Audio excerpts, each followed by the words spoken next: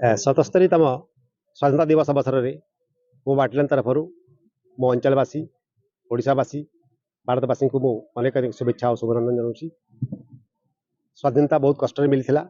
स्वाधीनता पाइबा बड़ कथा नुहे, स्वाधीनता को बजाय रखा बड़ कष्ट। तेणु आम समस्ते चेष्टा करूँ स्वाधीनता केमी आउ जुग जुग धरी आम पाखे थाऊ तारी गुड़ाए कष्ट करा पड़ो।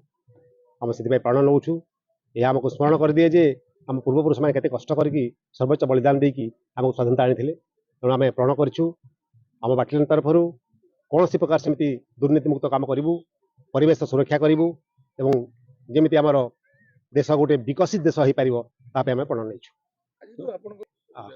मु वर्षे तले जॉइन करी मु बर्तमान गोटे भल टीम टे पाई मो पाखे। तेणु गुड़ाए ड्रीम को मु रियलिस्टिक रियल परिणत करें आपको मु आहरी आशा करी आ सुंदर डेमोन्स्ट्रेशन मु अंचलवासी को मो परिवारवासी को देखी पारि से शुभकामना आशा करुँच।